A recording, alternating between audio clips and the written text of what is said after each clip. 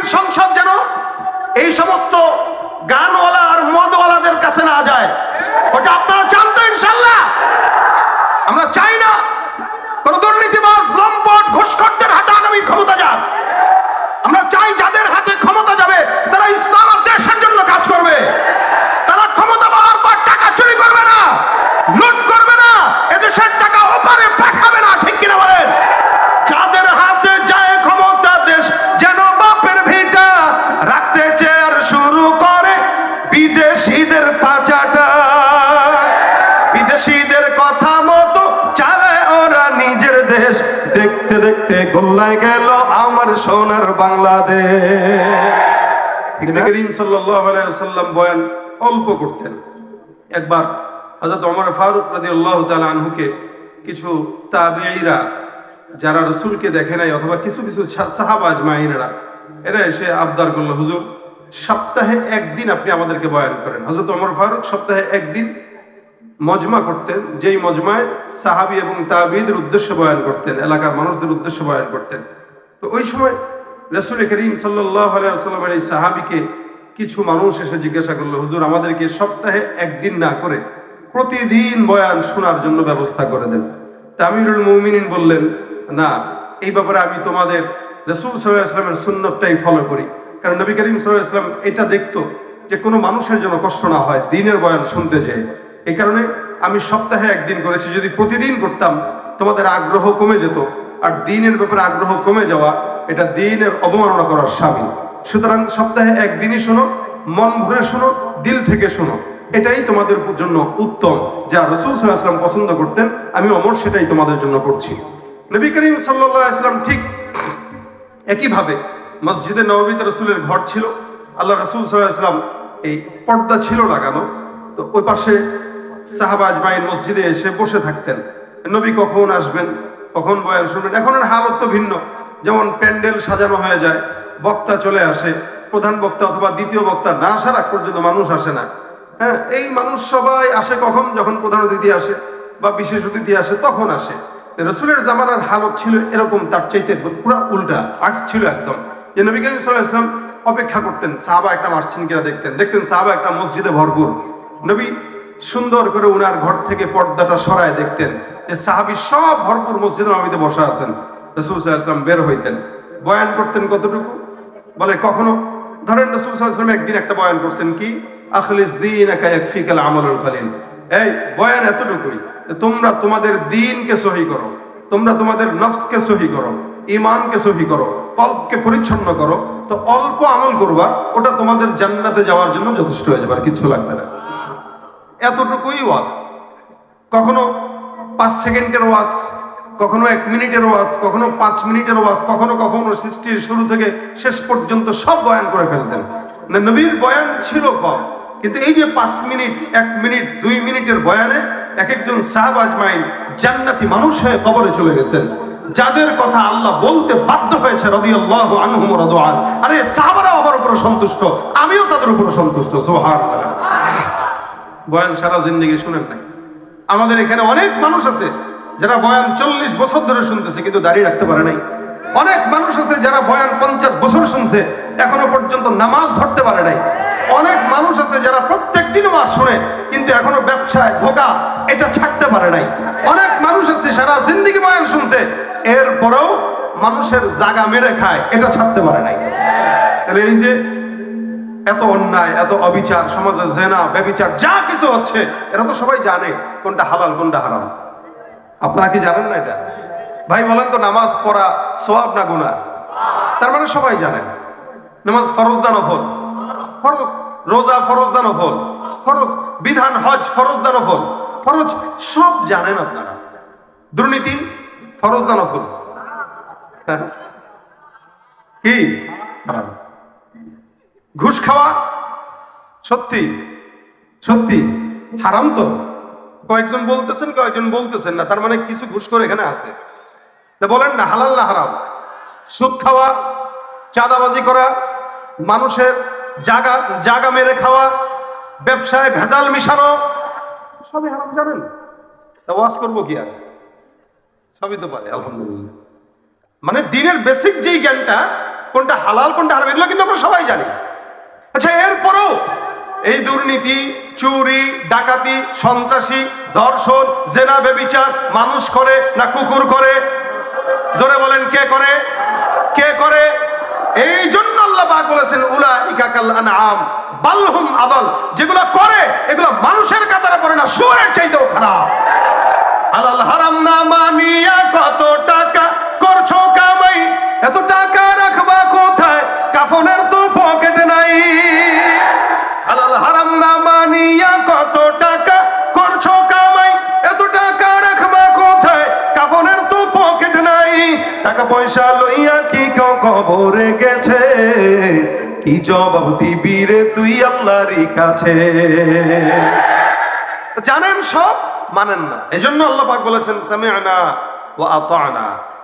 যারা আল্লাহ ওয়ালা বুজুর্গ, আল্লাহর বান্দা, ইমানদার, এরা এই কথা বলে যে আমরা যা শুনবো তাই মানবো, যা শুনবো তাই মানবো।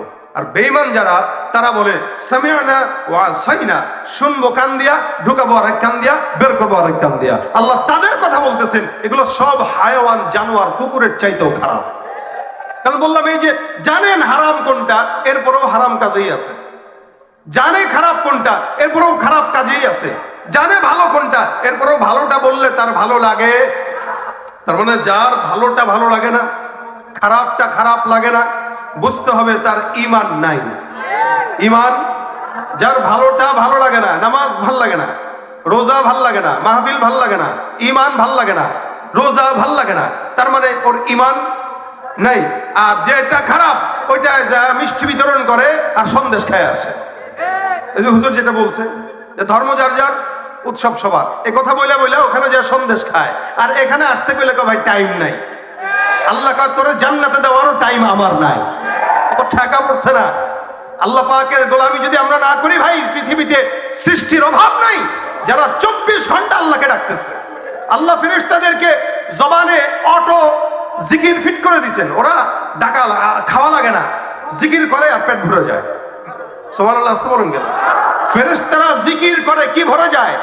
পেট ভরে যায়। আপনার তো খাওয়া লাগে, পেটের ধান্দা করে লাগে, তারপরেই না জিকির করেন। যে বলেন ভাই পেটে ধান্দা না, খাবার না থাকলে কি এর জিকির? অনেকে বলে পেটে খাবার নাই, কিসের নামাজ, কিসের রোজা, কিসের যাকাত? এই জন্য আল্লাহ ফেরেশতাদেরকে পেটের ধান্দাই দেন নাই, যে তোর ধান্দা নাই, তুই 24 ঘন্টা আমার জিকির করবি। তা আপনি আমি আল্লাহকে না ডাকলে আল্লাহর কোনো ক্ষতি আছে? থোড়াই কেয়ার করবেন। আপনি ডাকলেও কি না ডাকলেও কি, তবে ডাকবে কার জন্য? বুঝেন নাই? নিজের জন্য। এই তো বুদ্ধিমান কিছু মানুষ আছে জবাব দিছে, ডাকবো কার জন্য? নিজের জন্য। ডাকলে আমার লাভ, না ডাকলে আমার ক্ষতি। সুতরাং আল্লাহ পাক ওই মানুষদের জন্য বলেছেন যারা জানে মানে না, যারা জানে মানে না, এরা মানুষ তো দূরের কথা, এরা কুকুরের চাইতেও খারাপ। এদের হালত কি? লাহুম কুলুবুল লা ইয়াফকাহুনা বিহা ওয়া লাহুম আ'য়ুনুল লা ইউবসিরুনা বিহা ওয়া লাহুম আযানুল লা ইয়াসমাউনা বিহা। এদের চক্ষু আছে, দেখে না। আসলে কি অন্ধ? একটু বুঝেন, চক্ষু আছে দেখে না মানে অন্ধ? ভাই গরুরও চোখ আছে, আছে না? কুকুরেরও চোখ আছে। এখন গরুরে যদি আপনি ক্ষেতের মাঝখান দিয়ে নিয়ে যেতে চান, ও কি মাঝখান দিয়ে আইল দিয়ে হাঁটবে না সোজা বরাবর হাঁটবে? আরে ভাই তোরা আইল দিলাম, তুই এখানে হাঁট, ওখানে হাঁটবে না, ও ওই বরাবরই হাঁটবে, ক্ষেত নষ্ট করে হাঁটবে। চোখ তো তারও আছে, কিন্তু ভালোটা দেখে, এলোমেলোটা দেখে, এলোমেলো। কিছু মানুষ আছে যাদের চোখ আছে, নারীর দিকে নজর দিবে, আল্লাহর কোরআন দেখতে পারে না।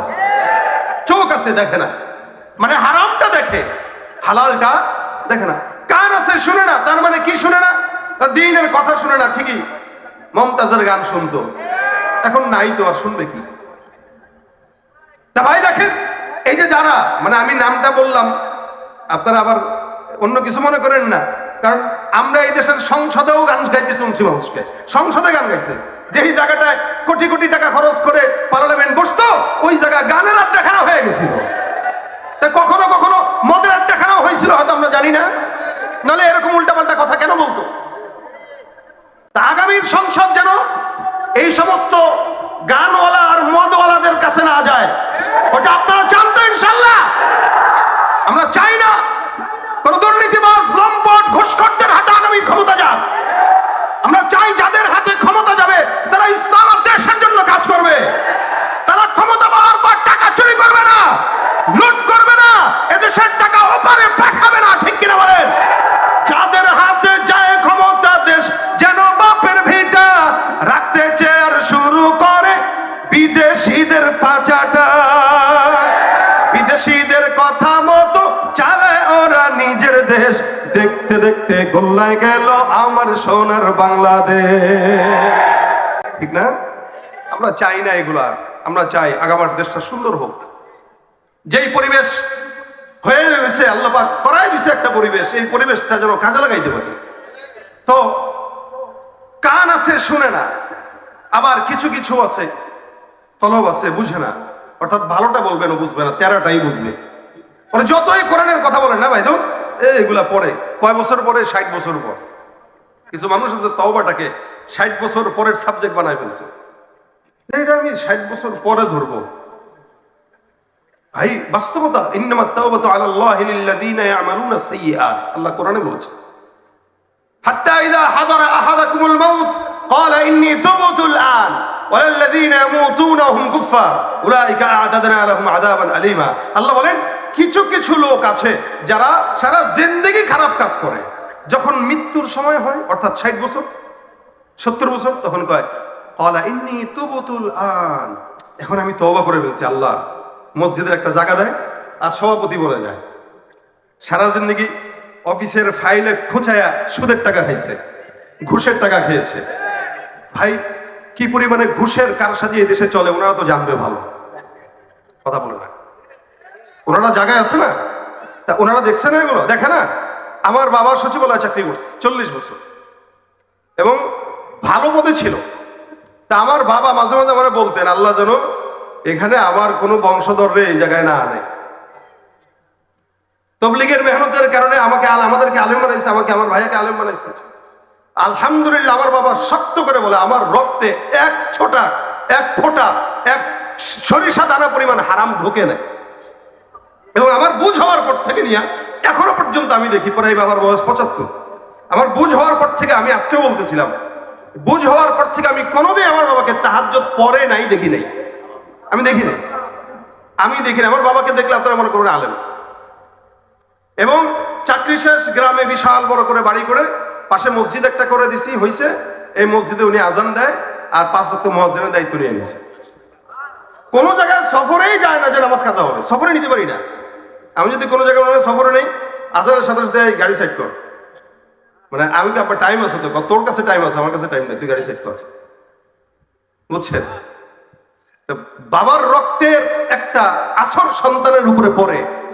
আপনি ঘুষ খাবেন, আপনার সন্তান ল্যাংড়া হবে, লুলা হবে, কারণ জনগণের টাকা আপনার পেটে, তো ওই পেট থেকে আর ভালো কি বেরোবে বলেন?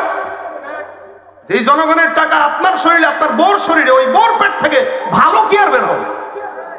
এজন্য এদেশে ঘুষ মানুষ খায়, ওরা যতই বলবেন ভালো না, না ওইটা ছাড়া হয় না।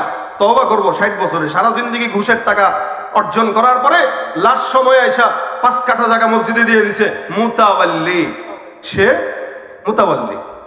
এবার মুতাওয়াল্লি হয়ে ইমাম মুয়াজ্জিনের সারাদিন ঠেড়ানির উপরে রাখে, হয় নাকি? হয় কিনা?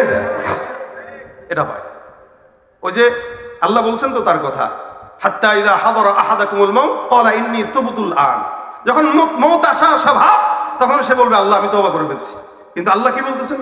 ওয়ালাল্লাযীনা ইয়ামুতুনা ওয়া হুম কুফফার, ও মনে করে ও তওবা করলে আল্লাহ মাফ করে দিবে, কিন্তু এমন ভাবে মরে যে সে কাফের হয়ে মরছে। নাউযুবিল্লাহ বলেন। কত বড় হুমকি দেখেন আল্লাহ পাকের। আল্লাহ বলতেছেন যে এই সমস্ত লোকগুলা 60 বছর বয়সে মনে করে তওবা করে মনে হয় মাফ হয়ে গেছে, হাতে তসবিহ থাকে, পাগড়িও লাগায়, বিশাল বড় জুব্বাও লাগায়, ধার করে না হাজী সাহেব হজ করছে। কিন্তু আল্লাহ বলতেছেন ওয়ালাল্লাযীনা ইয়ামুতুনা হুম কুফফার উলাইকা আ'তাদনা লাহুম আযাবান আলীমা, ও যখন মরে ও মনে করে নেককার হয়ে মরছে না, কেউ কুফরির হালতে মরে, এবং তার জন্য আমার তরফ থেকে অত্যন্ত দৃষ্টান্তমূলক শাস্তি অপেক্ষা করতেছে। এখন তওবা কি 60 বছরের জন্য করবেন?